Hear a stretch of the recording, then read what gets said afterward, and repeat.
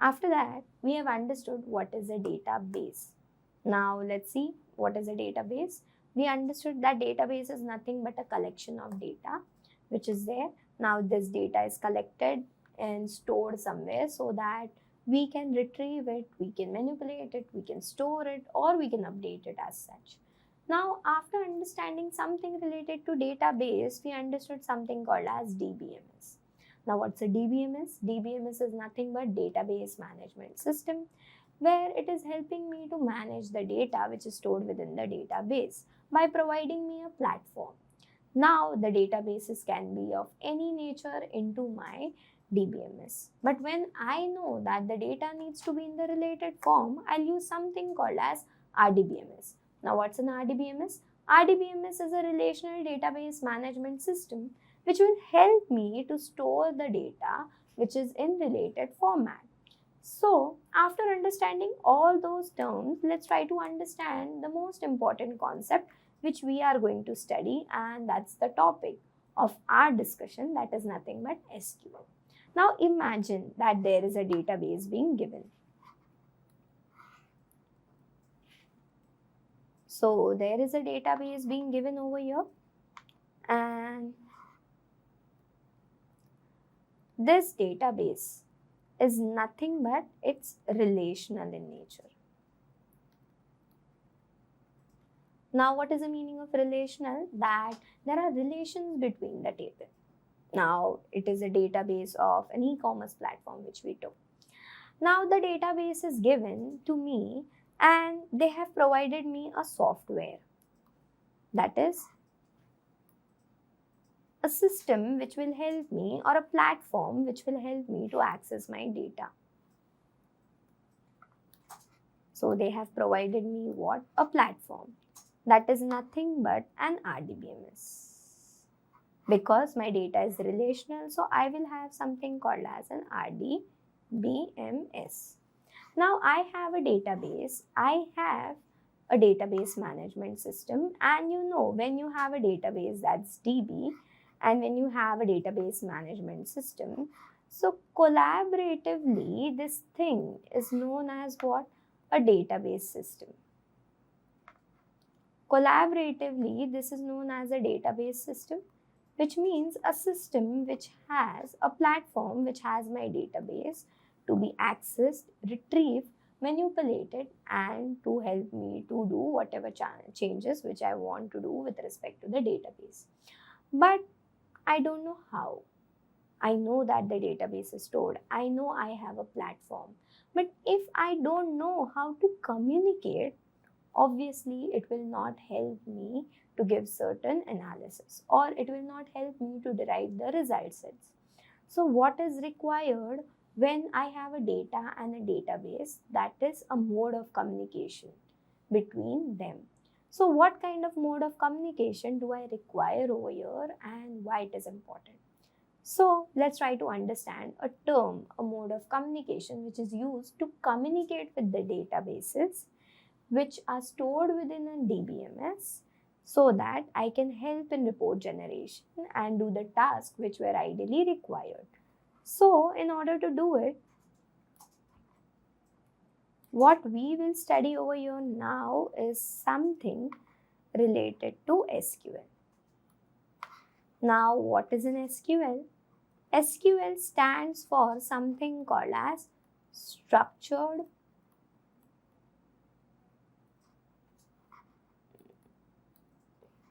SQL stands for something called as structured query language. Now, what is the meaning of structured query language? Now, let's understand each term in detail as we did in the DBMS, so that we'll get to know the idea behind using this term. Now, as the name suggests, structured. Now, you know what is the meaning of structured. Structured is nothing but the nature of data which we are using. As we know that structured means a data which is well organized. So here the data which is stored in an organized manner, that is in the form of rows and columns, that is in the form of tables, is being used. So structured means data in an organized manner. That's the meaning of structured, which we have studied. Now, what is a query? Now, when I ask you, what do you understand by something called as query? Now, I'll ask something, obviously. So, here, with respect to my SQL, what I am going to ask? Obviously, I will be asking something related to data. Now, my data is stored in databases. So, where my ask is going? My ask is going to something called as database. So, if I want to define what's a query, query is nothing but a request. So, when I talk upon query, query is nothing but a request. Or I can call it as an ask. Now, request or ask for what? Obviously for data. So, query or request for data. Now, where is this ask going for data? This ask or request for data is going to what? Something called as database. So query is a request or ask for data from nothing but from my database. So I can write it like this. From database. So when I have a data which is stored in a structured format, I can write queries. That is, queries is nothing but an ask for the data which is stored in the database. So the nature of the data over here is organized. That is in the form of rows and columns. Now we understood what is structured, we understood what's query. Let's try to understand something called as language. Now what do you think? So language is there. Language is nothing but mode of communication. Correct? So this mode of communication is for the databases, for my databases, so that I can communicate something to my database and I can get something in the output.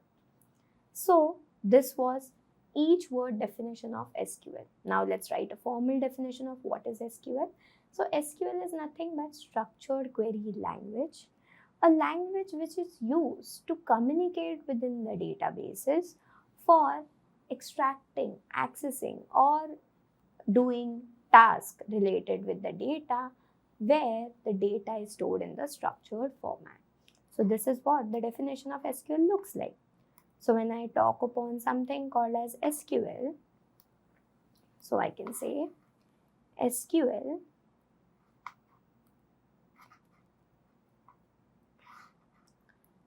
SQL is known as structured query language.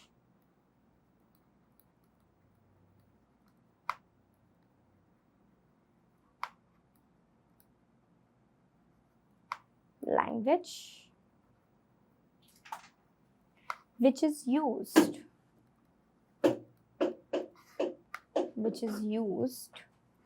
to communicate, that is, have a mode of communication or to ask or to interact with my database. So which is used to communicate what? With the structured databases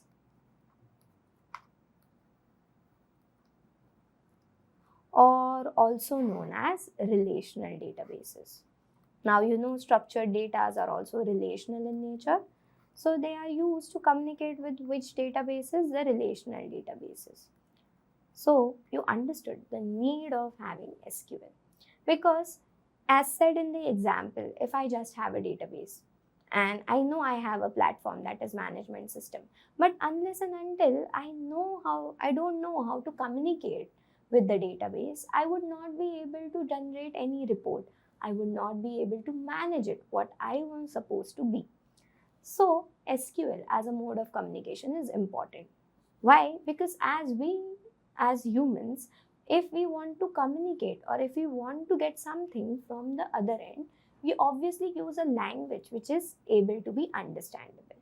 And that's when mode of communication comes as an important part. So when it is said that SQL is a language. It's actually a language. It's not a software. Many people get confused into this part and they think that SQL is nothing but a software. But no, SQL is a language which is used to relate or which is used to interact with all kinds of data. But the nature of data needs to be what? Relational. That's the important point, because S over there stands for structured. So the nature of data which will be used over here is nothing but a structured data. So if this is what, this is what an SQL is all about. Now SQL primary part is that SQL is used as a communicating language for all the RDBMS. So it's a common communicating language, which means the base of SQL, the knowledge of SQL or the use case of SQL is common to all the RDBMS, which means if you're using MySQL as a server, use of SQL would be similar. If you're using Oracle as a server, the use of SQL would be similar. If you're using PostgreSQL as a server, the use of SQL is going to be what? Similar. So it's a communicating language for all RDBMS.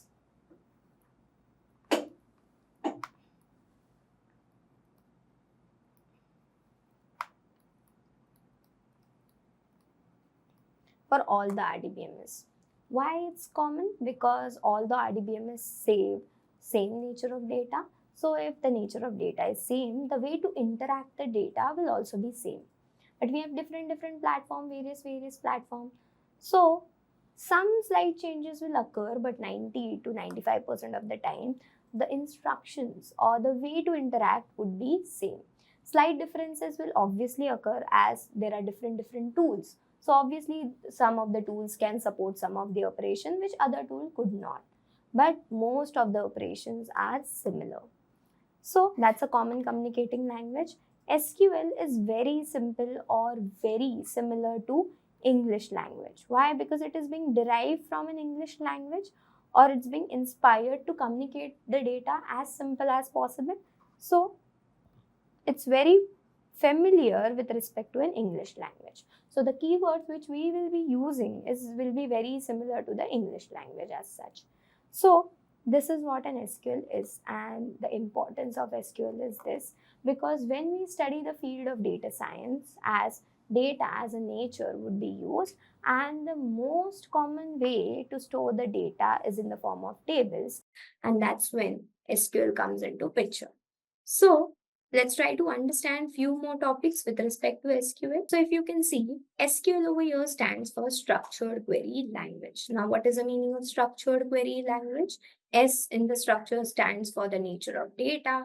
Query is a request or ask for the data, and language is a mode of communication, as we have stated. Structured query language is specialized programming language for managing relational data. Now you know what is the meaning of a relational databases. That is the data or the tables where the relations is being created. So that's what a relational database is. It is used for interacting with all the RDBMS. Means whichever RDBMS you use, the way to use SQL is going to be almost same. So MySQL, SQL Server, Oracle, and PostgreSQL are some of the RDBMS which uses what? SQL. Now, SQL is used for storing, manipulating, and retrieving data from the database, which means it will help us to store the data, retrieve the data, manipulate the data, and make the changes into the data. Now, it is widely used across industries for efficient data storage. As you know, databases are helpful to store the data more efficiently. And if the data is stored, if I want to interact with those data, and particularly in the form of tables, I will use something called as SQL. Fast query, the property, that is, it gives you rapid answer. You give a query, you give an instruction, and that is known as a command or a statement with respect to your SQL, and it will help you to quickly analyze your data and give the reports for the same. Processing and robust security features. Now SQL will also help us to have good set of security in terms of providing the use case of data, giving the authorization of the data, and adding the security benefits into my data. Now, SQL, what is the history for SQL? Now, SQL was invented in 1970s. In the 1970s, E.F. Codd released a research paper where he formulated the theory of maintaining relational databases, and that was the foundation of and the start of SQL. Why? Because the databases came into market, but the data was just stored into the databases. There was no action being made on the databases, and they wanted to interact with the database. And that's when the formulation of a language started into consideration. So in the year 1970, a first research paper by E.F. Codd was released, which talked upon the relational database or the relational data banks. And in that, it led to the foundation of creation of something called as SQL, which is very popular with respect to the relational databases in the recent scenario. Now, and it's first commercially distributed by Oracle. The first version, it was created by IBM as a company, and then the first commercial version is distributed by what? By Oracle. Now, the original name given by IBM for this particular language was not SQL. SQL is a shortened name which has now become popular. But if you know, many people use another name for that. That is nothing but SQL. Now, what does SQL stands for? Structured English Query Language. Now, what does that mean? Structured, as you know, that it's using a structured data or a databases. English, which means it's very common to the normal English keywords which we use and utilize. Query is a request or ask for data, and language is again a mode of communication. So many people use this acronym known as SQL till now. So if someone is asking you, do you know SQL? It's nothing, but they're asking you something related to SQL. So let's try to thrive into the history of certain things which has happened into the field of SQL. So if you see, as I said, in the year 1970s, it led to the foundation of creating by a language which will handle all the relational databases. So theory was published at 1970s by E.F. Codd from IBM, and where he published a paper known as Relational Model of Data for Large Shared Data Banks, because huge set of data was stored in databases and you have to create something to interact with those databases, and they started formulating a theory. After getting inspired by the theory of E.F. Codd, two of the fellow mates of IBM started creating a language and brought this theory into a real world by creating a language known as SQL, that is Structured English Query Language, in the mid 70s as such. So, Structured English Query Language was designed to manipulate and retrieve data stored in IBM systems. So, it was helpful to read the data, manipulate the data, make the changes into the data which was stored in the databases back then. But when SQL as a name was given, it was conflicting with an aircraft trademark. So they eventually have to change the name. And eventually, after some time, they change the name to SQL.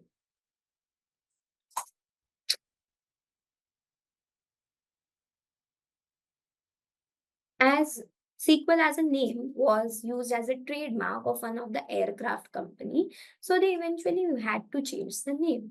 And in order to do that, they changed the name to something called as SQL. So SQL was shortened further to be called as SQL in the year 1979. So that's known as Structured Query Language. Relational software introduced one of the first commercial software. So they introduced one of the first commercial machine to write SQL codes, to write SQL queries. Implementation of SQL, Oracle V2, which is version V2 for VAX computers. Now, then ANSI and ISO was giving standard to SQL as American National Standard Institutes and International Organization of Standardization gave recognition to SQL as a language. So this was the first formal SQL standard language which was being organized. In the year SQL in the year 1989, there were certain enhancement which were done, because you know that the very first version will have lots of things which needs to be enhanced further eventually to make it good use in the market scenario. So in 1989, there were few changes added, and not only in this particular part. Eventually, as you can see, that different years the changes have been added in SQL, and it has become more powerful in terms of handling the data efficiently and effectively. So every frequent year or every frequent changes are having to improvise the version of the SQL which we have in the recent times. So these are few things which are added in SQL which made SQL one of the most powerful language in the field of data when the data are stored in databases, particularly in the format of relational, and if you want to interact with them. So this is how SQL has boosted itself in the recent times.